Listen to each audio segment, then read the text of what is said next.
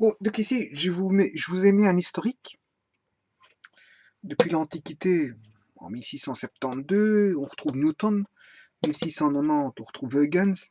1801, Thomas Young. 1808, Malus. 1815, Augustin Fresnel, que tout le monde connaît avec le vecteur de Fresnel. 1865, Maxwell. 1888, Hertz. 1887, de nouveau Hertz. Bon, pour ce qu'il il en a dit certaines choses. 1890, Planck, avec Einstein, bien sûr, par après, juste après Einstein. 1924, Louis de Broglie. 1927, Davison et Germer. Bon. Qu'est-ce qui a fait appel à, à tous ces savants? Ils se sont intéressés à quoi tout d'un coup, comme ça, je veux dire qu'ils étudient euh, quelque chose d'assez particulier. En fait, je vais vous dire tout de suite, en fait, c'est la lumière. De nouveau, ici, je vais expliquer un petit peu pourquoi tant de savants se sont intéressés, je veux dire, au phénomène vibratoire qu'est la lumière, au phénomène de la lumière. De tout temps, depuis l'Antiquité, on s'est posé les questions aux grands savants comme Newton, qui est un des plus grands savants de tous les temps.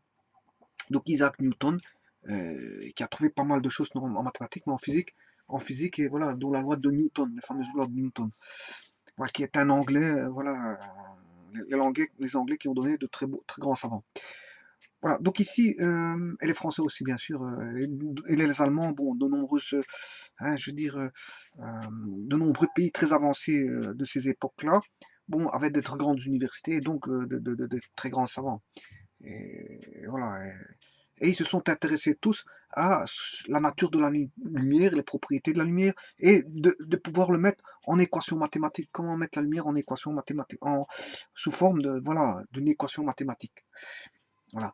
Comment interpréter la lumière, d'où ça vient, et voilà. Il a fallu commencer par les prémices. Et les prémices, bien sûr, on ne connaissait pas grand-chose au niveau de la lumière. Il faut savoir que, bon, comme je vais expliquer auparavant, la physique a donné, je veux dire, l'optique donc géométrique, l'optique ondulatoire et l'optique quantique. Et tous ces savants-là, justement, avec leur grain de sel qu'ils ont apporté au travers de leur savoir, ben, ils ont pu, je veux dire, particulariser la lumière sous forme, euh, sous forme d'un domaine bien précis, qui soit l'optique ondulatoire, soit l'optique quantique ou soit l'optique géométrique. Parce que le domaine de connaissance, comme j'avais expliqué, s'agrandissant, hein, il fallait, je veux dire, aborder certaines théories et certaines propriétés, enfin, aborder certaines théories selon un chemin déterminé, et on rencontrait parfois l'insuffisance, et donc il fallait peut-être passer à un autre type d'optique, comme j'avais expliqué dans la vidéo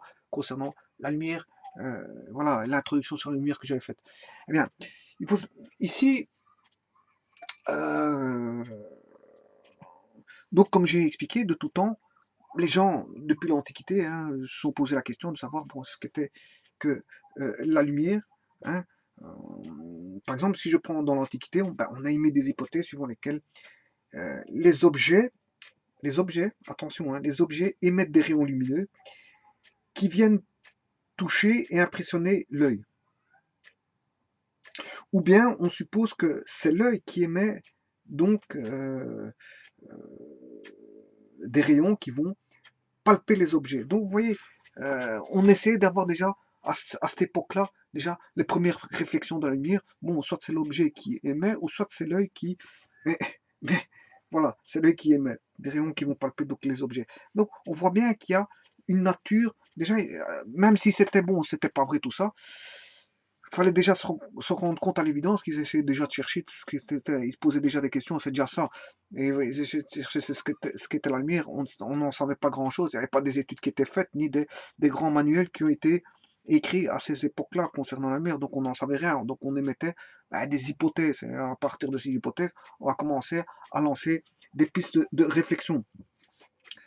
Et donc, euh, on émettait certaines idées, pourquoi pas. Donc les philosophes émettaient des idées sans savoir grand-chose, hein, parce que la science n'était pas, je veux dire, élaborée à ces époques-là. Puis, en fait,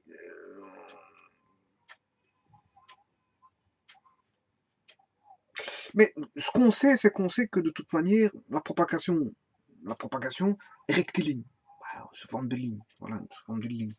Elle est rectiligne. C'est ce qu'on sait, comme on va dire les tirs les tirs d'une mitraillette qui tire, voilà, qui tire des rafales. Bon, on, on sait, on sait ça, hein, on sait que donc la, euh, la lumière est une, on va dire, une propagation rectiligne. euh, Enfin, euh, la lumière a une forme de propagation rectiligne, tout comme les tirs de mitraillette. Voilà. Et ça pour vous dire que c'est... Ouais, il n'existait pas de mitraillette, j'aurais dû pas prendre cet exemple-là pour vous expliquer ça, mais en fait c'est vrai. Bon, la lumière est rectiligne. Voilà, point. Je veux dire, j'aurais pas prendre, parce que c'est vrai que je suis dans l'Antiquité, il n'y avait pas de mitraillette. C'est vrai que bon... mais c'est pour vous dire que c'est un exemple. Ça suggère que, mais pas à cette époque-là, parce que cette époque-là, bon, ils n'avaient pas de mitraillette, donc ils n'avaient pas fait comment est-ce qu'on appelle ça, un parallèle avec la mitraillette, hein. C'est moi qui vous fais le parallèle avec la mitraillette pour vous dire que la mitraillette, bon, tire avec des balles bien rectilignes, bien la lumière est rectiligne. Quoique les balles ne sont pas tout à fait rectilignes. Enfin, je retire cet exemple-là parce que c'est un mauvais exemple. C'est un mauvais exemple parce que la mitraillette, fatalement, les tirs ne sont pas forcément bien droits. Voilà. Mais en tout cas, la lumière a, on va dire, cet aspect de droiture, de mouvement en ligne droite, quoique dans les grandes distances, j'ai dit que c'était courbe, donc c'est pas vrai. En plus, il y a les effets de la gravitation et tous des effets spatiaux qui se passent dans l'espace, qui fait qu'on a une courbure, dire, de la lumière avec des illusions optiques. Donc ici, comme je disais, c'est en 1672, c'est peut-être même 1666. Hein, j'ai mis cette date-là, mais ben, je crois plutôt que c'est 1666, donc que Newton va attribuer donc une structure euh, corpusculaire à la lumière et explique ainsi les lois. Il va expliquer les lois de la réflexion et de la réfraction. Donc déjà à cette époque-là, bon, il se pose déjà des questions sur la réflexion et la réfraction de la lumière. Donc réflexion bien sûr par rapport à un écran, hein, et la réfraction par rapport à un changement de milieu. Voilà. Donc, il a déjà cette conception-là d'explication, je veux dire, des phénomènes directifs de la lumière euh, dans différents milieux déjà. Voilà. Et donc, il dit que c'est un mouvement corpusculaire. Donc, pour lui, c'est des corpuscules. C'est un corps qui se met à, je veux dire, c'est un corps qui se met à se propager. Propager, pourquoi? Parce que ça parcourt de certaines distances, hein. Quand je dis propagation, euh, on propage, euh, ouais, propagation dans un milieu ou dans le vide. Et, ouais, il faut définir, en fait, on a ce qu'on appelle les ondes. Les ondes, en fait, ce sont des phénomènes vibratoires, hein, voilà. C'est parce que je suis en plein Newton, donc à ce moment-là, ils ne le savaient pas. Ce sont des phénomènes vibratoires qui se propagent à travers différents milieux, hein. Et il existe deux catégories, on va dire des ondes, les ondes mécaniques, hein, qui nécessitent un support mécanique pour se propager, et les ondes électromagnétiques, hein, qui peuvent se propager soit sur un support, ou ils peuvent se propager dans le vide. Voilà, les ondes électromagnétiques peuvent se propager dans le vide. Alors que les ondes mécaniques, bon, nécessitent un support. Donc, elle ne peut pas circuler, se propager dans le vide, les ondes mécaniques. Par contre, les ondes électromagnétiques, oui, peuvent soit dans un support ou peuvent se propager dans le vide. Voilà. Par exemple, si je prends le cas de la lumière, ben, ce qui est une onde électromagnétique, elles peuvent se propager dans l'espace interstellaire, hein, et là, voilà. Bon, en ce qui concerne les ondes mécaniques qui peuvent se propager dans un milieu, ben, elles peuvent être soit transversales ou longitudinales, hein. Voilà. Voilà. Elles peuvent être soit transversales ou longitudinales. Si je prends une onde, qu'est-ce que c'est qu'une onde longitudinale? Ben, si la déformation du milieu matériel qu'elle provoque est parallèle à la direction de propagation, ben, on a une déformation, ce qu'on appelle une déformation longitudinale. Par exemple, si je prends une onde comme ceci, ben, si, euh, si la propagation se fait dans la direction donc horizontale, par exemple, si je prends voilà, par rapport à l'horizontale, si je suis parallèle à l'horizontale, si je prends une référence horizontale, si je suis parallèle à l'horizontale, ben, là j'ai une transmission, enfin une propagation, transmission, propagation, ben, ça se dit se transmettre, se propager, donc se véhiculer, voilà, c'est tous des mots qui vont ensemble, propagation, propagation, Là, j'ai une propagation, on va dire, horizontale. Et le sens, il va de gauche vers la droite. Voilà. Et la déformation, ici, si la déformation est parallèle à la propagation, c'est-à-dire horizontale, hein, par rapport à une référence qui est horizontale, mais là, la déformation mécanique, il faudra se faire aussi bien de gauche vers la droite que de la droite vers la gauche. Donc, on aura une direction de déformation, ça c'est ce qu'on appelle la déformation. Hein. Dans l'information, on aura une déformation, je veux dire, voilà, une vibration, une déformation, je veux dire, de gauche vers la droite et droite vers la gauche. Voilà pour le sens. Le sens, on a deux sens possibles ici, alors que là, on n'a qu'un seul sens pour la propagation. Voilà, alors que maintenant, on peut avoir, ça c'est ce qu'on appelle une onde longitudinale. Longitudinale, parce que la déformation est dans le même sens, dans le sens de la longueur, si vous voulez.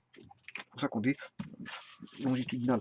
Alors que l'onde transversale, ben, en fait, voilà, l'onde transversale, vous allez avoir, si j'ai par exemple une propagation qui est horizontale, par rapport à une référence horizontale, bien sûr, propagation, voilà, propagation, du sens de la gauche vers la droite, alors à ce moment-là, je vais avoir une déformation, on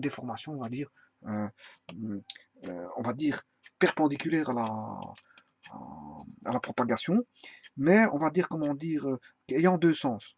La direction sera verticale et le sens soit de haut, de bas en haut et de haut vers le bas. Donc on a deux sens possibles. Donc on va avoir une déformation qui va se faire comme ceci. En fait. Voilà.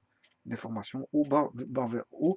Et voilà. Et pourquoi dit-on qu'elle est transversale? Transverse parce que elle est perpendiculaire, elle est transverse à la direction de propagation. Elle n'est pas parallèle. Si elle était parallèle, c'est dans le même sens de la longueur, donc c'est longitudinal.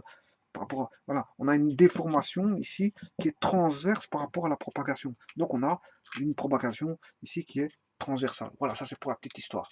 Voilà. Bon, encore pour la petite histoire, si vous voulez savoir, ben, perturbations. Les perturbations sont des variations donc de propriétés mécaniques, soit de position, hein, on peut changer de position. La perturbation, c'est soit un changement de position, changement d'énergie, soit un changement de vitesse. Donc dans un milieu matériel, bien sûr, d'un point. Voilà, ça c'est pour la petite histoire des ondes. Voilà, j'ai expliqué, je veux dire, en deux temps, deux mouvements, je veux dire ce que c'était que les ondes transversales et longitudinales, et voilà le changement de propriété que l'on a au travers d'une onde. Bon, je reviens, ouais, j'étais en train de revenir ici à Newton. Revenons à nos petits moutons. Nos petits moutons, c'est l'explication de l'histoire avec Newton. Voilà, je disais que bon, Newton, bon, il a expliqué les lois des premières lois de la réflexion et de la réfraction entre deux milieux, mais je crois que c'est en 1666, j'en sais pas plus, mais j'ai mis bon 1672, mais de toute façon c'est dans la zone, de toute façon, c'est dans la zone. Voilà. Et lui, qu'est-ce qu'il suppose pour cela que la vitesse de la lumière est plus grande dans l'eau que dans l'air.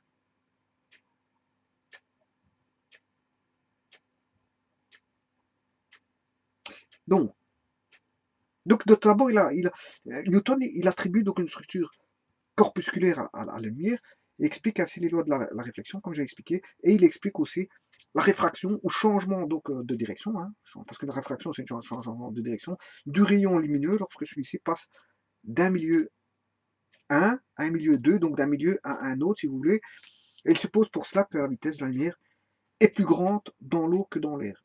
Voilà. Et fatalement, l'expérience montrera plus tard que c'est faux. C'est faux. Parce que la vitesse est plus grande. Lui, il suppose que la lumière est plus grande dans l'eau que dans l'air, mais c'est faux. La vitesse est plus grande dans l'air que dans l'eau. Et Newton a suggéré le contraire. Donc en fait, il avait faux. Mais c'est l'expérience qui a montré ça, bien sûr, via des expériences. Voilà. Et aussi, attention qu'il c'était un très gros malin, ce monsieur-là, parce qu'en fait, il commençait déjà à expliquer certaines notions aussi de la couleur, chose que je n'ai pas encore expliqué ici, parce qu'en fait, je suis en train d'expliquer la lumière dans ses différents états, soit d'optique géométrique, d'optique ondulatoire et d'optique quantique, mais sachez que jusqu'à présent, je n'ai pas encore parlé de la lumière. Lui, bon, il s'intéressait déjà au phénomène de la lumière en correspondance avec la lumière. Et donc, avec les couleurs, pardon, je m'excuse, avec les couleurs. Voilà. Donc, et les couleurs avec leur mélange et leur dispersion par leur prisme. Parce que bon, quand on met une couleur, enfin, une lumière sur un prisme, il y a la dispersion qui va se faire. Et donc, lui, il avait déjà cette vision de voir, hein, je veux dire, tout ça, les couleurs, la réfraction, réflexion, la réfraction, les lois de la réfraction, loi de la réflexion, la décomposition de la lumière au travers d'un prisme, les couleurs, il commençait déjà à aborder les notions de couleurs, c'est ce que je n'ai pas encore fait jusqu'à présent, c'est ce que je vous dis.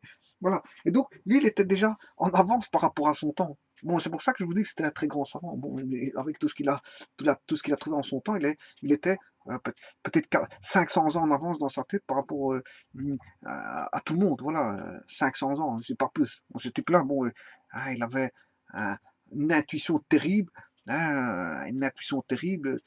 Il avait une facilité d'expliquer les choses et une facilité de voir les choses. Et quand il s'intéressait à quelque chose, mais, il était rarement perdant dans ce qu'il s'intéressait, rarement. Bien qu'il pouvait se tromper, comme je vais expliquer avec la vitesse d'un milieu A à un milieu B, ben, il s'est trompé, il a juste inversé les vitesses.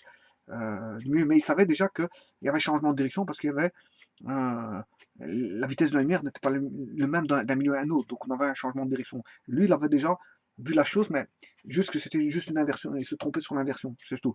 Mais je veux dire, pour vous dire que celui-là était 400 ans en avance sur la plupart des savants de son époque. Voilà. Alors, 1672, bon, c'est la même époque, hein, quand on regarde 1672, 1690, c'est pas très éloigné, c'est pas trop éloigné, parce que, bon, il y a quoi, 28 ans, bon, c'est une histoire de l'optique, l'histoire de l'optique, 28 ans, c'est rien du tout. Voilà, les prémices de l'optique, elles sont là. Et en 1690, en fait, Huygens, qui est un Hollandais, hein, qui est Christian, c'est Christian Huygens, eh bien, qui a publié donc son traité sur la lumière en 1690. Et là, il a prétendu que la lumière donc, consiste en un mouvement de la matière qui se trouve entre nous et le corps lumineux. Donc, il dit que c'est un mouvement de la matière. Mouvement de la matière. Mouvement de la matière. Mouvement de la matière. Donc, ce qui veut dire quelque chose qui va se véhiculer, quelque chose, parce que mouvement de la matière, matière c'est quelque chose, mouvement, ben, ça va véhiculer, ça va bouger, ça va. Donc, comme j'ai dit, c'est le fruit d'une perturbation, parce qu'en fait, il y aura quoi qui va bouger ben, que j'ai dit tout à l'heure, une perturbation, c'est une variation de position, d'énergie ou de vitesse. Donc là, fatalement, il y a une de ces caractéristiques qui va varier et qui va faire en sorte qu'on va avoir un mouvement, un mouvement. Et donc ce mouvement, fatalement, on le comprendra par la suite, hein, c'est un mouvement, c'est une propagation, c'est une propagation. Donc Huygens commence à voir la chose comme étant une propagation, hein, quelque chose qui va se véhiculer, de la matière qui va se véhiculer, une matière qui va se propager, de la matière qui va se transmettre. Voilà, transmettre. Voilà, qui va se transmettre. Bon, généralement, les transmissions, quand on parle de transmission, c'est un mot vaste, hein, c'est un mot vaste. On peut transmettre la lumière à partir je l'ai expliqué, d'une source lumineuse à un corps éclairé. Bon, et le corps éclairé peut de lui-même redevenir une source lumineuse je veux dire, par une réflexion. Donc voilà. Donc, qu'est-ce qu'on a? Ben, on a une transmission ici d'une propagation, d'un signal de propagation. Voilà, propagation. Et Huygens, voilà, a dit que c'est comment on appelle ça? Euh, c'est analogue à donc un mouvement, un mouvement, un mouvement de la matière se trouve entre nous et le corps lumineux. Et donc pour lui, c'est un mouvement vibratoire. Donc, et la lumière est analogue au son. Voilà. Donc c'est un mouvement vibratoire. Donc c'est une propagation, mouvement vibratoire, propagation, transmission. Donc on peut transmettre quoi? Un signal sonore, on transmet un signal dans un support bien sûr, parce que j'ai dit que le son est une onde mécanique. Voilà. Donc il a besoin nécessite un support, comme j'ai expliqué tout à l'heure. Donc on va transmettre un son. Le son va se transmettre. Voilà. Et si je prends la radio-télévision, etc., mais c'est de la transmission sonore. Hein, voilà. Par des phénomènes de, comment est-ce qu'on appelle ça? Mais là, il faut des appareils électroniques qu'on appelle des, comment est-ce qu'on appelle ça? Des modulateurs. Des modulateurs. Hein, on prend un signal, on ne sait pas faire passer le son. Le son, on ne sait pas le faire passer, on ne sait pas les mettre très loin. Hein. Quand il est en basse fréquence, on ne sait pas les mettre très loin. Donc, l'astuce, c'est de créer de la très haute fréquence qui est transportable, l'allier à de la basse fréquence. Comme ça, on l'envoie très loin, cette haute fréquence mélangée avec de la basse fréquence. Et après, quand il arrive très loin, ben, on enlève cette fréquence qui n'a servi qu'à le transporter. Voilà, c'est ce qu'on appelle une porteuse. On enlève la porteuse et on récupère le son, la basse fréquence. Donc ça, c'est ce qu'on appelle le procédé de mettre de la haute fréquence à la basse fréquence au son. C'est ce qu'on appelle moduler. Et bon, quand il arrive, bon, je veux dire, il part de la source pour aller de l'émetteur pour aller au récepteur, il faut démoduler parce qu'on n'a pas besoin de la haute fréquence. On enlève la haute fréquence. Voilà. Donc le son, je veux dire, le son se propage au travers de l'air, au travers de supports électriques, hein, de câbles électriques. On va faire transporter, je veux dire, de câbles électriques au travers de l'air, voilà, des ondes. Hein, on va émettre via des émetteurs, des stations émettrices dans l'air, va envoyer le son, bien sûr, et le son, bon, bien sûr, le son peut passer au travers, oui, donc voilà, et via via des émetteurs, on va émettre le son, hein, loin ou très loin, ça dépend de la puissance des émetteurs.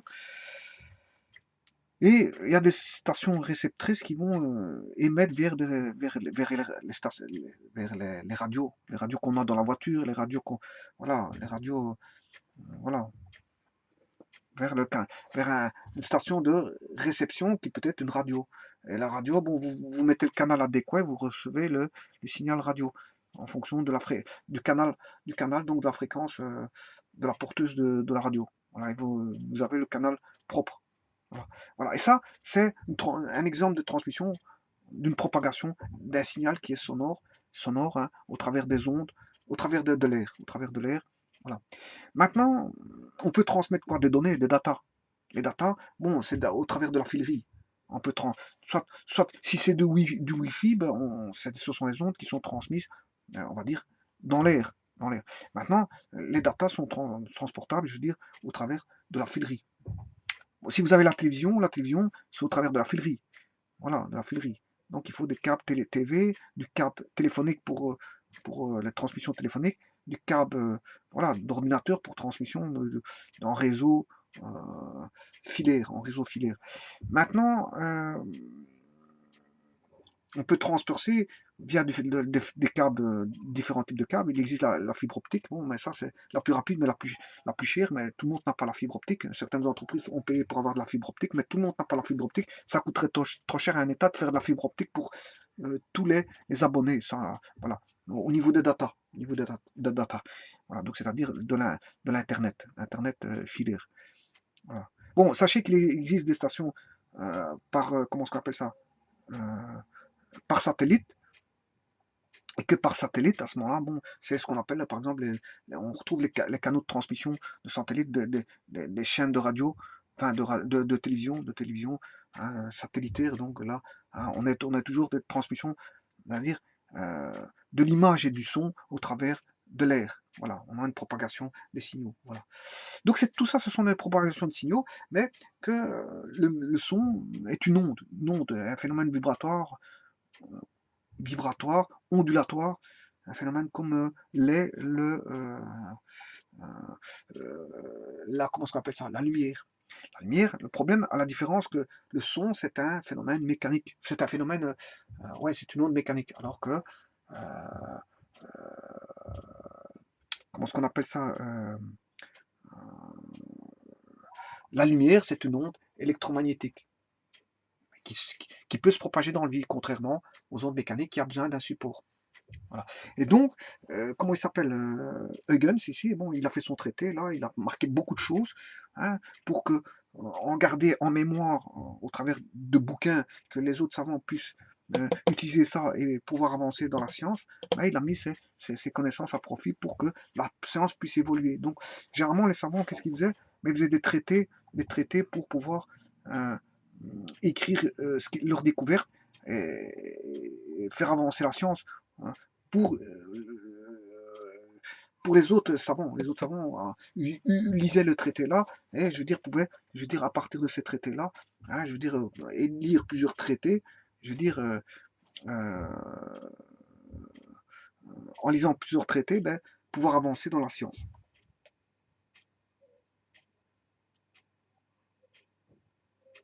Donc, donc on dit que la lumière c'est un phénomène, enfin il a dit que Huygens c'est un phénomène vibratoire, et la lumière est analogue au son, si ce n'est que c'est une onde, comment on appelle ça, une onde électromagnétique.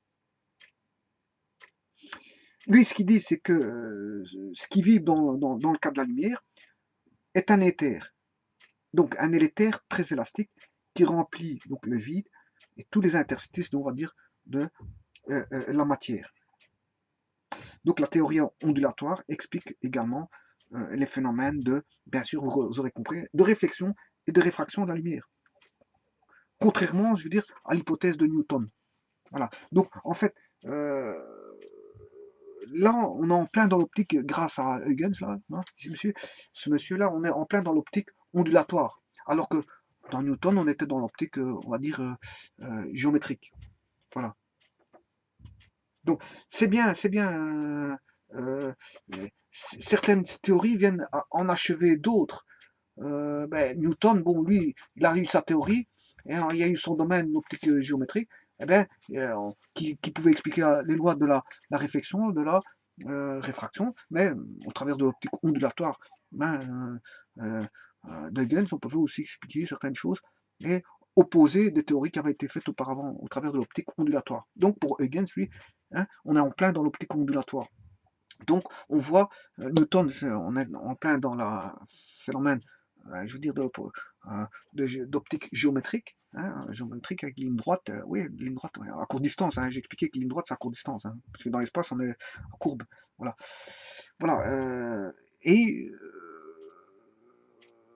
Huygens, donc lui, on entame déjà l'optique ondulatoire. Donc, euh, euh, la lumière est un phénomène vibratoire, ondulatoire, un phénomène qui se propage dans l'espace et qui, en fait, quelque part, est une onde, comme je l'ai expliqué tout à l'heure, une onde longitudinale, bien sûr. Hein. C'est un phénomène, je veux dire, en 3D, hein, c'est un phénomène électromagnétique, bien sûr. Donc, où il y a une composante électrique et une composante magnétique qui sont perpendiculaires l'une par rapport à l'autre, donc de 90 degrés. Et donc, on est bien dans l'espace X, Y, Z. Voilà, X, Y, Z, et l'onde se propage dans l'espace. Voilà, et donc on a bien une propagation, on va dire, longitudinale, oui, c'est ça, avec une propagation et une déformation qui est, je veux dire, longitudinale par rapport au sens de la propagation. Voilà.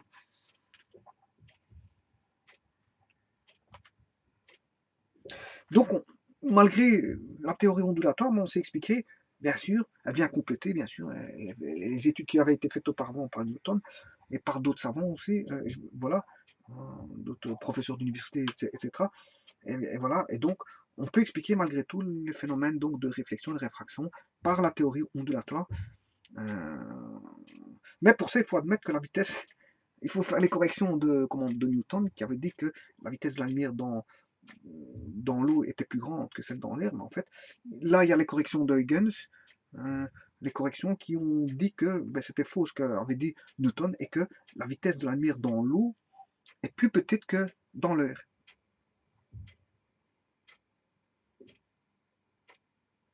Voilà.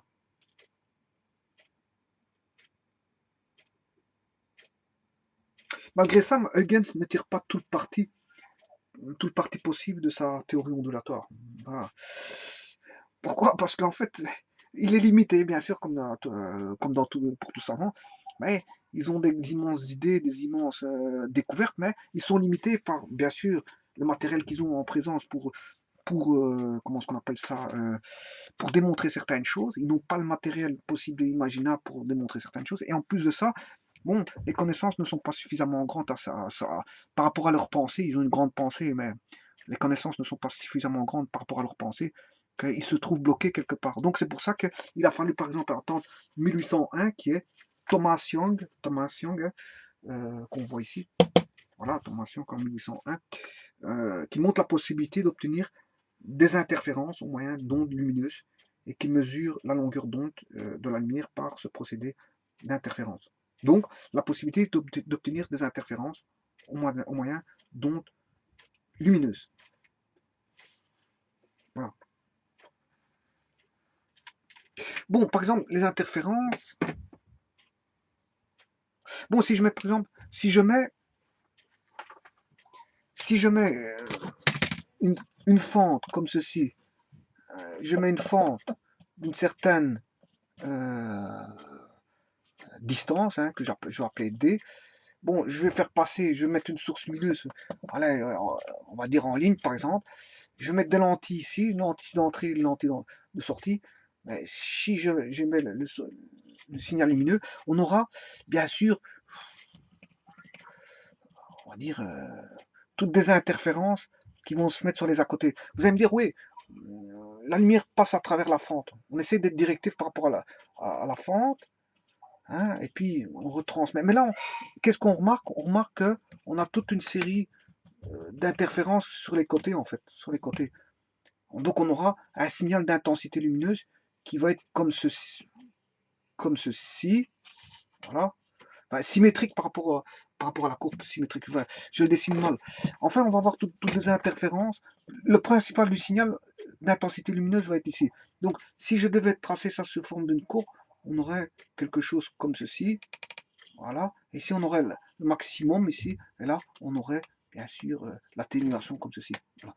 Donc, mais le plus gros serait ici, et là on aurait toutes des interférences. Autant dire qu'on envoie le signal lumineux ici en plein milieu, pour se rendre compte que sur les à côté, on accorde des choses alors qu'on ne devrait pas avoir, parce que la fente elle est là. C'est comme on met une fente et on a des choses sur les à côté. Bon, c'est bizarre. En fait, c'est ce qu'on appelle des interférences. Maintenant, les interférences, c'est pas trop bon non plus. Ouais, ça c'est bien sûr, ça c'est l'intensité lumineuse. On peut se dire à partir de là que la lumière est directive parce que le maximum d'intensité lumineuse, elle se trouve. Le maximum d'intensité lumineuse se trouve ici. Hein. Bon, le gros I est là, et que c'est un sinus x, c'est une fonction sinus de f de x sur x. Voilà. Autant dire, si je mets sinus x sur x, c'est ce qu'on appelle un sinus cardinal. Sinus cardinal de x. Voilà. Sinus x sur x, c'est un sinus cardinal de x. Donc, en fait, on retrouve beaucoup ça dans les signaux, transmission de signaux électroniques. Hein. Voilà. On trouve ce signal-là dans les transmissions de signaux électroniques. Avec tout ce qui est modulation, etc., avec modulateur, etc., etc. Voilà. Bon. Mais voilà, donc ce que je voulais vous dire par là, c'est que, bon, ici, je parle d'intensité lumineuse parce que je suis dans les signaux lumineux, mais on retrouve tous ces signaux-là dans les transmissions de signaux qui sont autres que lumineux. Voilà. Ça, c'est un signal fort connu. Voilà, signal très très fort connu que je vais aborder quand j'aurai le temps sur certaines notions de transmission de signaux. Donc, mais ça, c'est un signal fort connu. Voilà. Ce qui se trouve dans une fente, là, ben, on le retrouve en transmission de signaux. Avec l'étude des modulateurs, en fait. Voilà. Et donc, là, on va dire que malgré tout, la lumière est quand même un signal directif. Directif, c'est-à-dire qu'on peut considérer qu'il va, malgré tout, en ligne droite, bien qu'il y a des franges d'interférence sur les à côté, ben, il va quand même, toute la puissance lumineuse, elle se retrouve ici. Et là, on a presque rien. Donc, si on a presque rien dans les à côté, on va dire que là, on a presque rien. On va faire une hypothèse comme quoi, là, on a presque rien. Et donc, que la lumière est presque directive à quelques degrés près. Bon, et les degrés près, c'est un sinus θ, hein, qui est, voilà. C'est un sinus θ avec un θ très directif. Un θ très directif. Voilà, et c'est une loi. Bon, bien sûr, la loi des signaux, enfin de l'interférence ici, enfin de l'intensité lumineuse là en fonction de la fente d'une distance d, ben en fait c'est une fonction, je veux dire I0 sinus de sinus cardinal, ouais, au carré, c'est un sinus cardinal au carré. Ouais, c'est un sinus cardinal au carré. C'est pour ça qu'on n'a pas de négatif. Hein. Pourquoi on n'a pas de négatif? Parce qu'il est au carré. Donc fatalement, on a un signal qui est strictement positif. On a un signal cardinal au carré.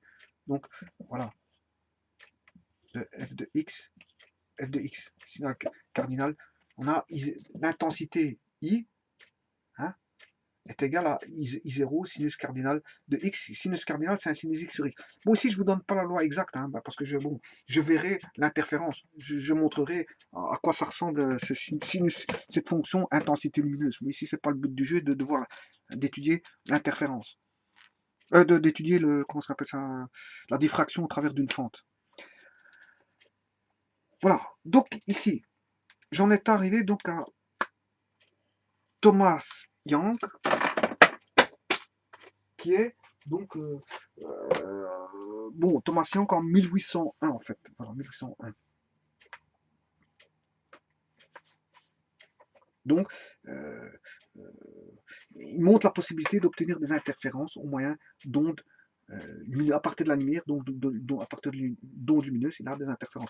Bon, attention qu'en transmission de signal, les interférences c'est très mauvais. Hein. Les interférences, c'est quand il y a un signal qui vient perturber un autre signal. Bon, on a un signal de data, par exemple, les data.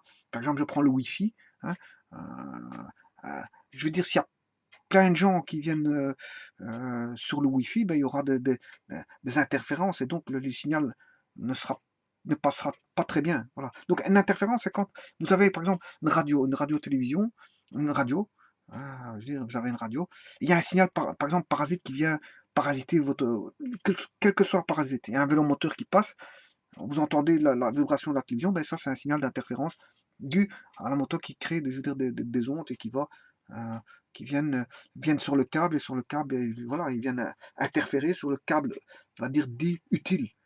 Hein, tout ce qui est inutile, normalement, devrait être filtré, ce qu'on appelle en électronique le filtrage. Il faut filtrer les signaux qui ne sont pas utiles.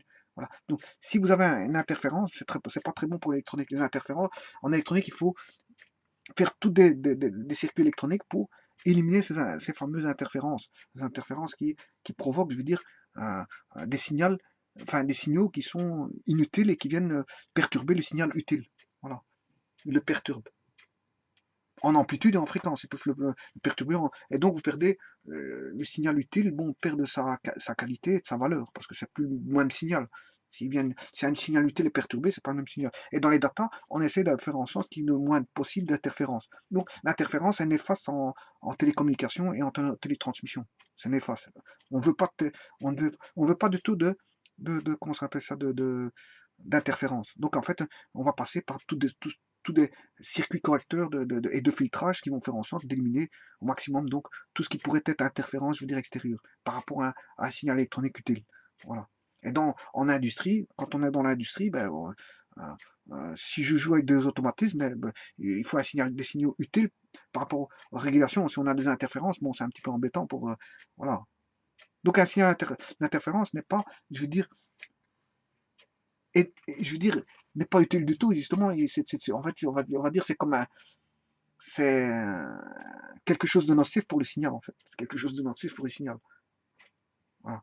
Et donc, en fait, c'est donc Thomas Young qui était, c'est lui qui a eu la possibilité justement de montrer, d'obtenir qui a eu la possibilité d'obtenir des interférences au moyen d'ondes lumineuses. Attention, quand je dis ça, c'est au moyen, c'est en laboratoire. Hein. Il a obtenu des interférences grâce à des ondes lumineuses en laboratoire. Donc c'est un des premiers qui a testé ça en laboratoire. Donc voilà, c'est Monsieur Thomas Young. Voilà. Alors, 1808, c'est Malus. On a affaire à Malus, c'est lui, mais il met en évidence l'existence des phénomènes donc de polarisation. Hein. Polarisation, ça veut dire que les vibrations de l'onde transversale se font toutes dans un même plan. Mais ça, je verrai, le phénomène de polarisation. Là, on retrouve en optique, on retrouve bien sûr les phénomènes de diffraction, les phénomènes de polarisation, les phénomènes d'interférence. Voilà, il y a plein de jeux. C'est pas propre, comme je viens de dire, hein, c'est pas propre au signal lumineux. Hein, c'est propre à, je veux dire, à tous les signaux de transmission, hein, tout ça. Je veux dire, l'interférence est propre à tous les signaux. Maintenant, la polarisation, ouais, bon, polarisation, c'est bon. C'est vrai qu'ici, polarisation, c'est propre à la lumière, polarisation. Mais l'interférence, c'est propre à tous les signaux de transmission, hein, qu'ils soient lumineux ou pas. Polarisation, là, c'est vrai que bon, c'est propre je veux dire, comment on appelle ça euh,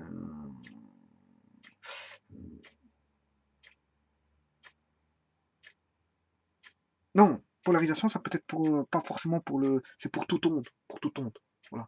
C'est pour toute onde transversale. Phénomène de polarisation, c'est pour toute onde transversale, voilà. Toute onde transversale, donc c'est pas propre à la lumière, et donc, euh, euh, les vibrations donc de l'onde transversale, elles vont être faites toutes dans un même temps, voilà. Et ça, je montrerai les phénomènes de polarisation, c'est pas un problème. J'expliquerai tout ça. Maintenant, on a en 1815, Augustin Fresnel, tout le monde connaît avec le vecteur de Fresnel, et la sinusoïde qui va se répercuter en tant que vecteur tournant. Hein, voilà. Donc lui, en 1815, il présente donc un mémoire sur la diffraction. Diffraction, donc bien sûr, de la lumière, et il calcule sa position des franges d'interférence. Bon, diffraction, voilà, ça c'est propre à la lumière, la diffraction. Diffraction, donc là on aura des phénomènes d'interférence, de diffraction, de polarisation. Oui, on commence à voir quelques phénomènes qui vont être étudiés, les réflexions, réfraction, voilà, qui vont être étudiés, je veux dire, attention pas confondre réfraction et diffraction, hein, c'est presque la même chose au niveau de la terminologie du mot, mais au niveau du mot, réfraction et diffraction, on entend le mot fraction. Mais ça n'a rien à voir, l'un avec l'autre n'ont rien à voir au niveau, je veux dire, de leur concept. Voilà. Donc voilà, donc ici, il faut savoir aussi que maintenant, ce que je veux dire par là, c'est que, bon, euh, ouais, parce que je voulais arriver à 1865 avec Maxwell, mais avant ça, c'est vrai que, bon, avant ça, on a déjà trouvé la vitesse de la lumière, hein. Vous savez par qui? C'est monsieur Fizeau, hein, qui mesure la vitesse de la lumière dans l'eau, et trouve qu'elle a une valeur nettement plus petite dans l'air. Voilà. Et là, toutes les théories qui avaient dites auparavant sont avérées vraies par rapport à ce qui se disait par rapport à la réfraction. Donc au niveau des vitesses de lumière, et donc des angles qui vont, de transmission qui vont se, je veux dire, réfracter si on a deux milieux. Voilà. Et donc, grâce aux deux milieux qui est l'air et le, comment on appelle ça, l'air. Ici, eux, ils l'ont. Fizeau, il l'a étudié avec l'air et l'air et l'eau, voilà, l'air et l'eau. L'air et l'eau. Maintenant, on peut faire des études de ce qu'on veut, hein, par rapport au verre, à l'air, par rapport à verre, air, verre, eau, air, eau, verre, eau, verre. Ouais, bon, voilà, on peut faire des études de tout ça. Ben, eux, ils l'ont fait avec l'air et l'eau, l'air et l'eau, voilà. Ce qui vient à l'esprit le plus, c'est air et eau. À première vue, les premiers savants, c'était l'air et l'eau qui pensaient à l'air et l'eau. Par après, bon, on peut faire des études de ce qu'on veut comme milieu de transmission, voilà, de propagation. On peut faire par rapport à du plexiglas, hein. Par exemple, air, plexiglas, pourquoi pas. Voilà. Voilà, donc entre-temps, Fizeau avait mesuré donc les vitesses, différentes vitesses sur dans les différents milieux. Et c'est là qu'on voit arriver ce fameux Maxwell. Donc c'est tout des savants atomistes qu'on va voir apparaître ici. Fatalement, vous allez voir pourquoi. Parce que pour l'instant, moi je suis passé de l'optique géométrique de Newton à l'optique ondulatoire. Mais petit à petit, on va commencer à changer de... Parce que pour l'instant, on ne connaît euh, euh, euh, que la lumière sous forme de corpuscules. Et d'ondes. Rien de plus. Mais par après, vous allez voir que quand lui de Broglie va arriver, de quoi je vais parler, la théorie de Planck et les quantas, vous allez voir que tout ce qui va arriver. Donc, vous allez voir que de manière des corpuscules de Newton, on va passer à l'onde, et puis de l'onde, on va passer, on va dire, aux photons. Aux photons qui sont des vrais corpuscules, en fait. Hein, voilà. Voilà. Les photons et leur énergie, sous forme de quanta, de la matière. Voilà. D'où théorie de Planck. Et puis Einstein qui a expliqué certaines choses avec l'effet photoélectrique. Mais je vais expliquer par après. Mais ici, je suis toujours en 1865 avec, avec Maxwell, qui lui montre que théoriquement, qu'il est possible donc de créer des ondes électromagnétiques qui se propagent à la même vitesse que la lumière. Donc il y a moyen de créer des ondes électromagnétiques qui se propagent à la même vitesse que la lumière. Donc, qu'est-ce qui se dit? Si on a des ondes électromagnétiques qui se propagent à la même vitesse que, comment ça s'appelle ça, que la lumière, ça veut dire que la lumière est une onde électromagnétique. Donc, la lumière peut être considérée comme une onde électromagnétique. Et donc, ça s'est arrivé en 1865. Donc, en 1865, on considère que la lumière est une onde électromagnétique. Chose que j'avais déjà dit auparavant. Hein. Je l'avais dit auparavant. On va revoyer la vidéo en arrière. Vous allez voir que j'avais été un peu trop vite ici. J'avais expliqué ça ici dans cette zone-là de l'Antiquité, mais c'est arrivé en 1865. Voilà. Bon, maintenant, Hertz, vous connaissez tous. Bon, quand on parle de fréquence, on parle de Hertz. C'est ce monsieur-là qui, en 1888, produit expérimentalement, donc dans son laboratoire, vous comprendrez, des ondes électromagnétiques et montre qu'elles possèdent toutes les propriétés de la lumière. Aussi bien réflexion, réfraction, interférence, diffraction, polarisation, vitesse de propagation. Voilà. Donc ici, ce que j'avais dit tout à l'heure reste vrai. Réflexion, c'est propre aux ondes, à toutes les ondes. Là, on peut avoir des ondes, on peut avoir une réflexion des ondes, et on peut avoir une réflexion de la lumière. Enfin, quand je dis une onde, c'est une onde électromagnétique. Hein. Bon, voilà. On peut avoir la réflexion d'une onde électromagnétique, comme on peut avoir la réfraction d'une onde électromagnétique de deux milieux différents. Hein. On peut avoir la polarisation. Donc, ce que je disais tout à l'heure, bon, reste vrai. Comment m'expliquer? Tout à l'heure, je ne sais pas ce que j'avais dit. La polarisation, c'est propre à tous les signaux électromagnétiques. La diffraction aussi, la réflexion, la réfraction, on retrouve tout ça dans les ondes électromagnétiques. Mais comme la lumière est une onde électromagnétique, non, je m'excuse, je fais l'explication inverse. Je vais faire l'explication inverse. L'onde, la lumière, au départ, on ne savait pas que c'était une onde électromagnétique. On ne le savait pas. Il a fallu attendre. Donc, Maxwell, pour dire ça. Voilà. Lui, il l'a montré théoriquement. Mais celui qui l'a prouvé en laboratoire, que la lumière est une onde électromagnétique, c'est Hertz. Voilà. Et donc, comme il dit que, on avait dit tout à l'heure, auparavant, que la lumière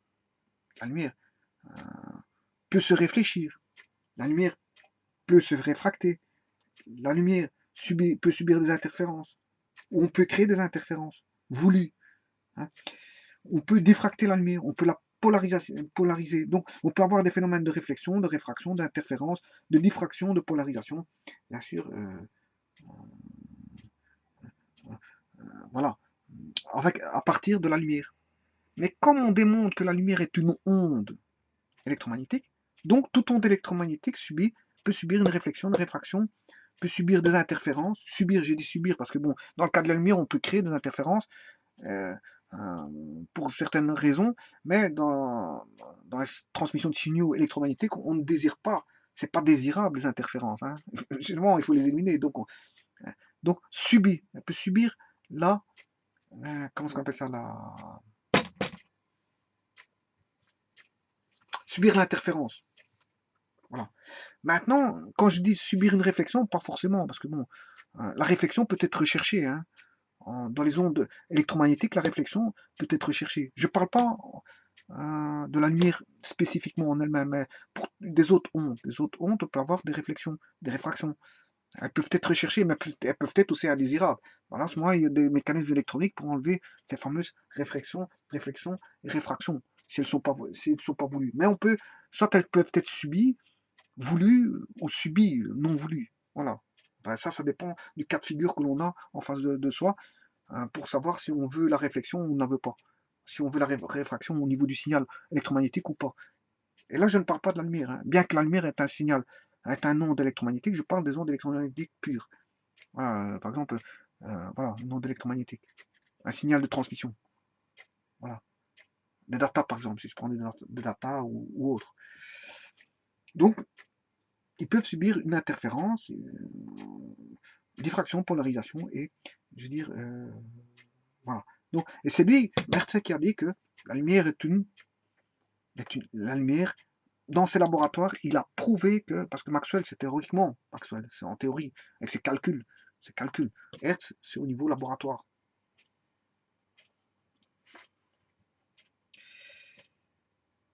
Voilà. Donc, il semble bien prouver que la lumière est une onde transversale. Elle est transversale.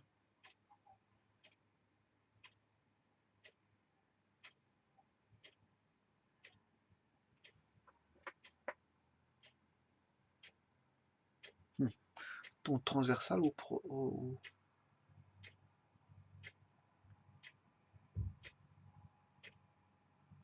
ouais. Transversale ou longitudinale? La lumière, à voir. Ça, c'est à voir. Bon, c'est à voir. Est-ce que c'est une onde transversale ou longitudinale?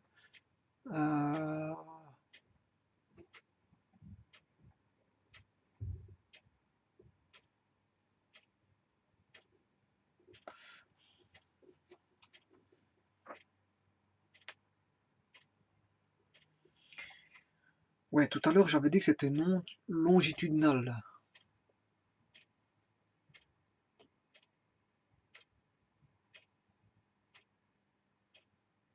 Bon, on va dire que c'est une onde transversale. Voilà, on va dire ça comme ça. C'est pas une onde longitudinale. Je m'excuse tout à l'heure, je crois que j'ai fait une erreur, j'ai fait une bêtise. J'ai dit que c'était une onde longitude. J'ai dit que c'était une onde, la lumière est une onde longitudinale, mais je crois que la lumière est une onde transversale. À voir sur Internet. Voilà. Là, je crois plus que c'est une onde transversale plus que longitudinale. À voir. Bon, là, j'émets des réserves. Je dis transversale, mais à vérifier sur Internet, en fait. Voilà. De toute façon, c'est une onde caractérisée par une vitesse de propagation, une fréquence, une longueur d'onde et donc une célérité et une amplitude. Bon, c'est un signal sinusoïdal. Si c'était un signal sinusoïdal, on retrouve l'amplitude, la pulsation, la fréquence, donc la longueur d'onde et la célérité qui est la vitesse qui a été calculée bon, voilà, avec une certaine précision. Voilà. Qui est de 300 000 km/s quand on fait ces calculs. Bon, en première approximation, c'est 300 000. Hein. Bon, sinon, si on veut avec précision, je peux la donner, je vais voir sur Internet, et je vais donner avec à combien de pourcents d'erreur près qu'elle est donnée. Voilà, si on veut donner avec précision. Mais ici, moi, je la donne à première approximation. 300 000 km à la seconde.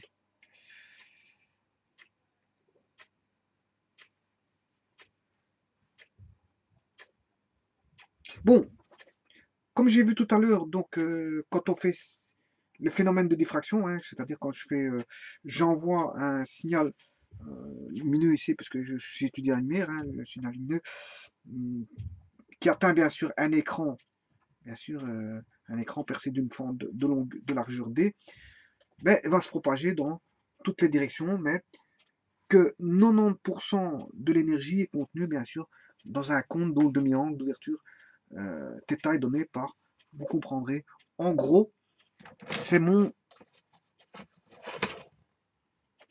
Voilà, il est là, il est encore là. Il est encore là. Donc 90% va se retrouver ici. Voilà, la fente elle est là. On a la fente est là, je m'excuse, du diamètre, enfin de distance D. Voilà, on peut mettre ici, il y en a qui font ceci, ils séparent ici en deux et mettent ça va aller de A' à moins A'. Bon, voilà, et la fente fait A. Bon, ici, bon. Voilà, si on met A, mais ici, moi, ma fente c'est D, hein, à la distance D. Voilà, et ici, 90% va se retrouver et là on va voir, elle va se propager dans toutes les directions, et 90% va se retrouver ici. Voilà. Ben, en fait, ici, si je fais une approximation de cette fameuse loi, je peux aller la chercher sur Internet, hein, ça, c'est pas un problème. Je vais vous la donner tout de suite. Voilà. En fait, je l'ai. Je l'ai. Cette fameuse loi qui est, comment on appelle ça, I de X.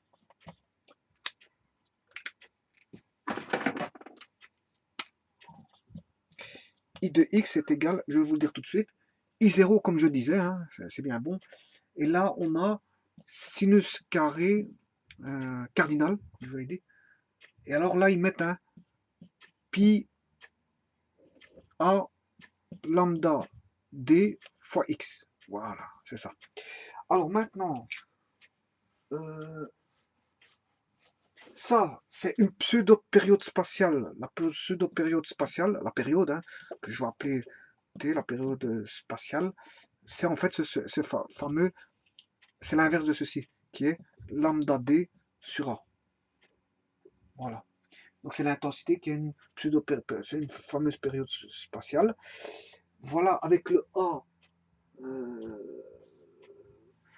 le A, qu'est-ce que c'est que ce fameux A pour eux? Oui, le A c'est la fente. Hein,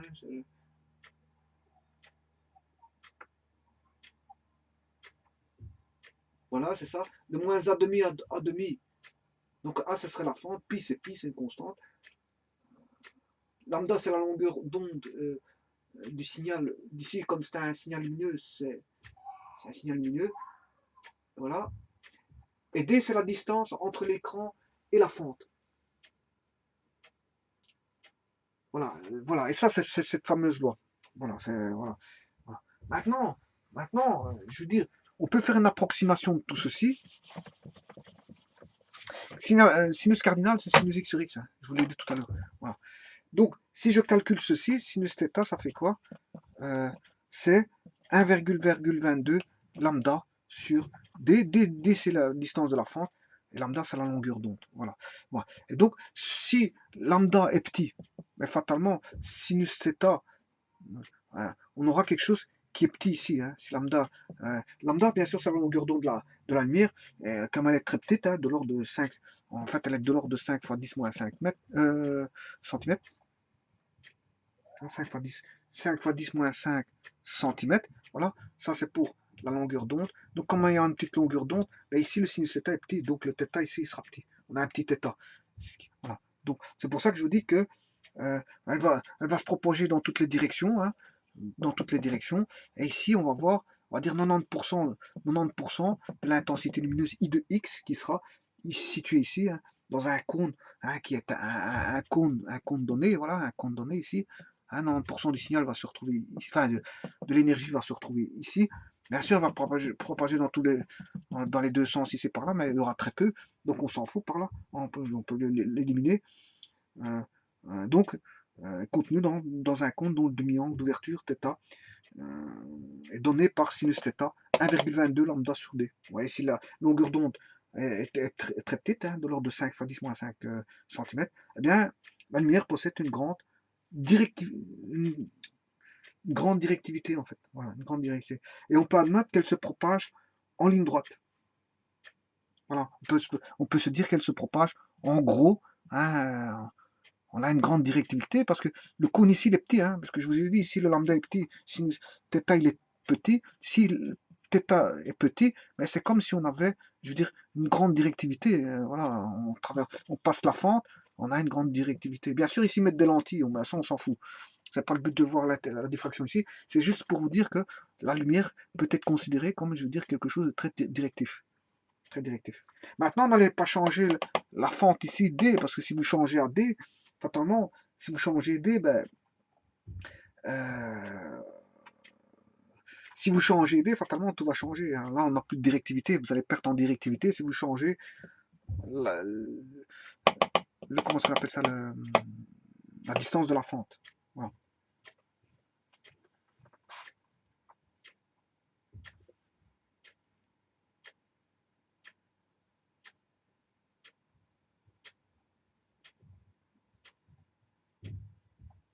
Donc, on peut dire, bon, qu'expérimentalement, le rayon lumineux n'existe pas.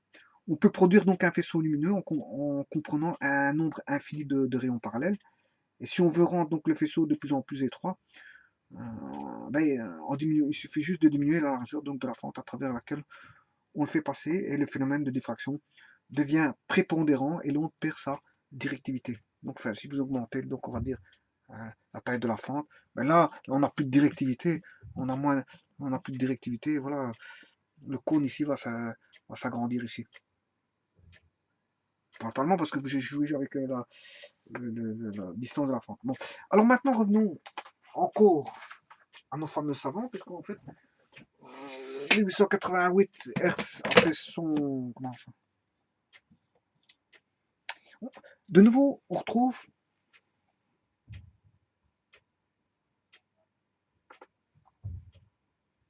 de nouveau, on retrouve en 1887 Hertz. Non, je l'ai mis ici, 1887 Hertz. Bon, Hertz, il a beaucoup travaillé, je veux dire, sur la lumière, hein, sur les ondes électromagnétiques, apparemment. C'est pour ça qu'on lui a attribué, je veux dire, le symbole de la fréquence qui est le Hertz. Il a travaillé sur les ondes électromagnétiques, ils ont des ondes sinusoïdales, hein, sinusoïdales comme ceci. Voilà, donc, n'allez pas vous étonner si vous retrouvez des sinusoïdes et donc des sinus cardinales hein, dans les interférences, hein, parce qu'à la base déjà on a des sinusoïdes. Hein, si on a des sinusoïdes à la base, mais dans les interférences on va retrouver des sinusoïdes fatalement. On joue avec des sinusoïdes, on va retrouver des sinusoïdes, hein, fatalement. Si ce n'est qu'elles sont carrées, sinus carré cardinal. Voilà. Donc des sinusoïdes ne peuvent prendre que des sinusoïdes, donc les signaux d'interférence seront des sinusoïdes. Et on a attribué, je veux dire, les études de sinusoïdes à travers des ondes à Hertz. En 1887, mais attention que là, Hertz, il a découvert donc l'effet photoélectrique, hein, qui, en fait, qui ne peut pas s'expliquer par la théorie ondulatoire de la lumière.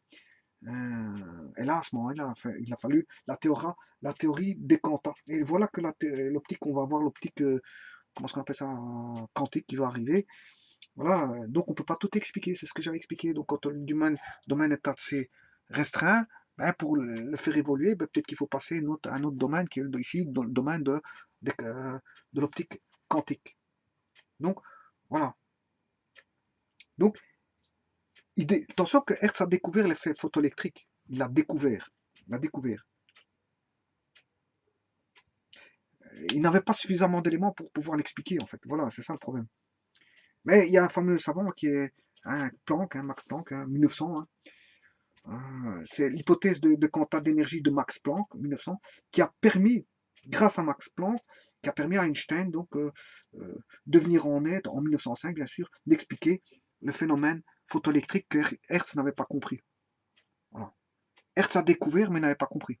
Mais grâce à la théorie de Max Planck, Einstein a fait appel à la théorie de Max Planck pour expliquer le phénomène donc, photoélectrique. En admettant bien sûr que la lumière est composée donc de photons. Voilà, la lumière là est composée de photons. Et vous savez bien que le photon possède donc une énergie qu'on appelle h nu, et h étant bien sûr euh, la constante de Planck. Voilà.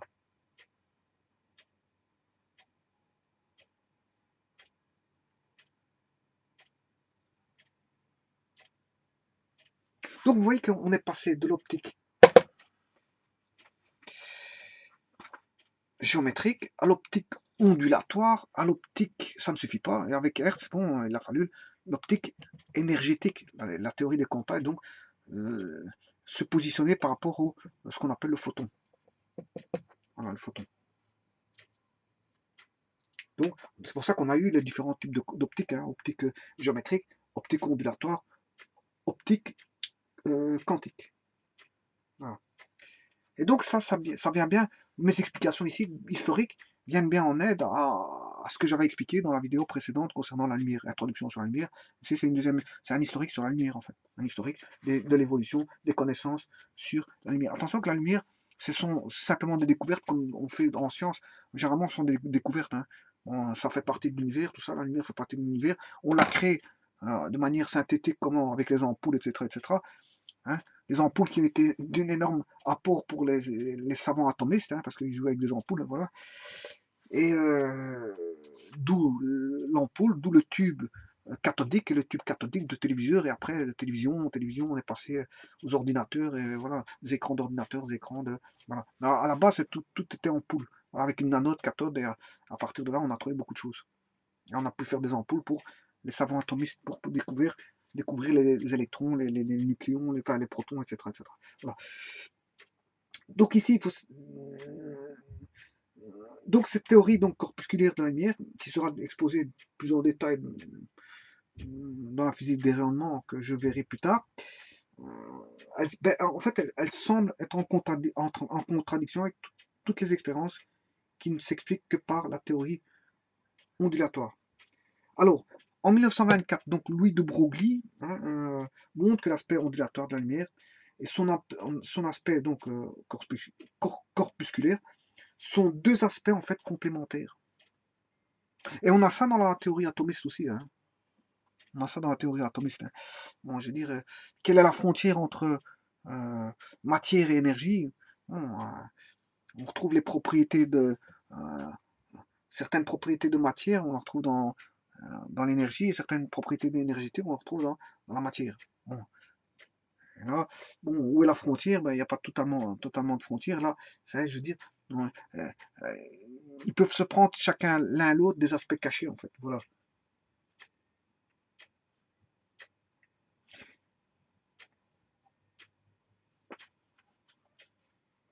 Et donc ça, c'est en 1924 de Louis de Broglie, hein, qui est fort connu. Voilà.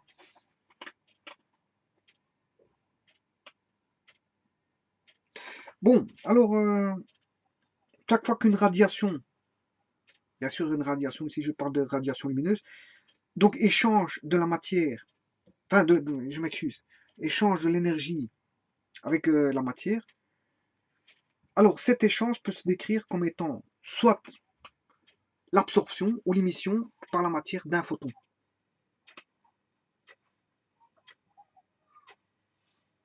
Mais quand on veut décrire le déplacement global des corpuscules de lumière dans l'espace, c'est à une propagation dont il faut avoir recours. Et voilà, et c'est comme ça qu'il faut généraliser cette idée, et de Broglie l'a fait. Hein. Broglie montre que la quantité, enfin la dualité, ou ce qu'on appelle la dualité onde-corpuscule, ne s'applique pas uniquement à la lumière, mais qu'un électron, par exemple, qui est un corpuscule matériel, peut donner lieu donc à un phénomène ondulatoire. Voilà. Et c'est là qu'on retrouve en 1927 Davison et Germer ont effectivement réalisé donc des expériences de diffraction de qui? De l'électron. Alors que la diffraction était propre à l'onde, à une onde. Alors que là, on a la diffraction de l'électron. Et ça prouve bien qu'on a la dualité, je veux dire, corpuscule qui est matière et énergie. Voilà. Tout ça pour maintenant, je vais résumer la chose et mettre en corrélation, je veux dire, avec la vidéo précédente concernant, je veux dire, l'introduction sur la lumière. Dans l'étude de l'optique, j'avais expliqué qu'il y avait dans la physique reprenait l'optique et l'optique possédait donc l'optique géométrique, l'optique ondulatoire et l'optique quantique. Eh bien, on peut donc considérer que la lumière, sous des aspects différents, mais non contradictoires d'après le phénomène étudié, on peut considérer la lumière comme une onde caractéristique par ça, bien sûr, sa longueur d'onde lambda, sa fréquence nu, sa célérité c qui est égale à lambda nu, et son amplitude. Hein. On peut considérer donc la lumière comme une onde, hein, avec ses caractéristiques que je viens de dire. On peut aussi considérer la propagation de la lumière sous forme de rayons lumineux rectilignes, hein, pour autant qu'on soit dans les conditions où la directivité de l'onde est prépondérante, parce que c'est la directivité n'est plus prépondérante, c'est-à-dire qu'on a une grande directivité, bon, on peut la considérer comme étant rectiligne. Ou 3, on peut enfin considérer l'aspect donc corpusculaire de la lumière sous forme de photons, possédant chacun donc une énergie qui est égale à E égale à H nu. Voilà. Et ça, c'est l'optique quantique en fait. Voilà. Voilà, donc résumé via 2 vidéos, on commence à se rapprocher, je veux dire, de ce qu'on appelle la connaissance, je veux dire, bien sûr, toutes ces connaissances-là sont sur Internet. Hein. Bon, vous pouvez retrouver tout ça sur Internet, mais je les explique à ma manière pour les différencier, bien comprendre qu'il existe différents types d'optiques et que, en fonction de ces différents types d'optiques, les calculs seront réalisés en fonction du domaine où je me place. Voilà. S'il y aura des calculs de, si la géométrie se suffit, ben j'utiliserai la géométrie. S'il faudra autre chose, j'utiliserai autre chose comme outil pour étudier, je veux dire, la lumière. Voilà. Parce que à partir de là, je vais faire des petits calculs. Et maintenant, ça ne suffit pas encore de comprendre la lumière. Bon, on a vu déjà pas mal d'aspects, mais il y a encore d'autres aspects qui sont. N'oubliez pas que la notion de couleur, je ne l'ai pas encore à- abordé. J'ai pas encore abordé la notion de couleur. Voilà, et chose que quand on parle de lumière, fatalement, ce qui est lié à la lumière, c'est bien sûr les radiations lumineuses et donc les fréquences lumineuses et donc la- la colorimétrie qui va avec la notion de couleur. Voilà. Et les phénomènes qu'on peut en créer, les additions de lumière ou de soustraction de lumière. Voilà, avec tous les phénomènes qu'on pourrait étudier sur la diffraction, réflexion, réfraction, polarisation et autres.